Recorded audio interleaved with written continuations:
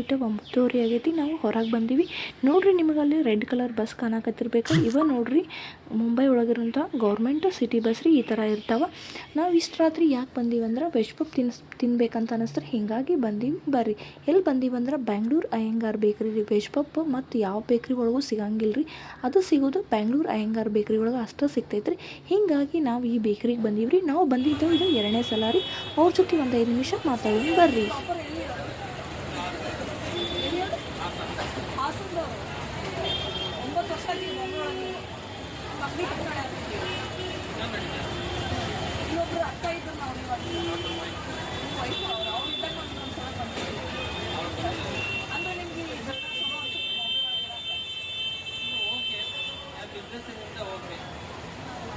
ಅಂದ್ರೆ ಊರಾಗಿರೋ ಚಲೋ ಅಂದ್ರೆ ಇಲ್ಲಿ ಚಲೋ ಏನಂದ್ರೆ ಅದೇ ಅವಾಗ ಬಿಸ್ನೆಸ್ ಇರೋದ್ರಿಂದ ನಮಗೆ ಓಕೆ ಅಂತ ಅನಿಸುತ್ತೆ. ಬಿಸ್ನೆಸ್ ಇಲ್ಲ ಅಂದ್ರೆ ಜಾಬ್ ಮಾಡೋದೆಲ್ಲ ನಮಗೆ ಓಕೆ ಅವರವರ ಇದೆ ಬಟ್ ನಿಮ್ಮ ಬಿಸ್ನೆಸ್ ಇಲ್ಲಿ ಚಲೋ ಆಗುತ್ತೆ.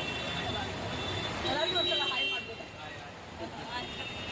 ನೋಡ್ರಿ ಅವ್ರ ಜೊತೆ ಮಾತಾಡ್ಕೊಂಡು ನಾವು ಡೈರೆಕ್ಟ್ ಹೋಟೆಲ್ಗೆ ಬಂದ್ವಿ. ಅವ್ರ ಜೊತೆ ಮಾತಾಡಿದ್ದು ಭಾಳ ಖುಷಿ ಅನ್ನಿಸ್ತು ರೀ. ಇಲ್ಲಿ ಬಾಂಬೆ ಒಳಗೆ ಕರ್ನಾಟಕದವ್ರು ಇರ್ತಾರೆ ರೀ, ಬಟ್ ಎಲ್ಲಿ ಇರ್ತಾರೆ ಅಂಥೇಳಿ ಗೊತ್ತಿರಂಗಿಲ್ಲ. ಸಿಕ್ಕಾಗ ಅವ್ರ ಜೊತೆ ಮಾತಾಡೋ ಖುಷಿ ಇರ್ತೈತಲ್ಲ ರೀ, ಅದು ಬೇರೆನೇ ಇರ್ತೈತೆ ನೋಡ್ರಿ. ಹೀಗಾಗಿ ನಾವು ಅವ್ರ ಜೊತೆ ಒಂದು 5 ನಿಮಿಷ ಮಾತಾಡಿಕೊಂಡು ಈಗ ಹೋಟೆಲ್ಗೆ ಬಂದೀವಿ ರೀ.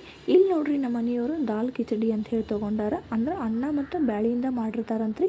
ಇದು ಒಂಥರ ಬಾಂಬೆ ಒಳಗೆ ಫೇಮಸ್ ರೀ. ಹೀಗಾಗಿ ಅದು ಅವ್ರ ಫೇವ್ರೇಟ್ ಆಗಿಬಿಟ್ಟೈತೆ ರೀ. ಹೀಗಾಗಿ ಅದನ್ನು ಅವ್ರು ತೊಗೊಂಡ್ರು.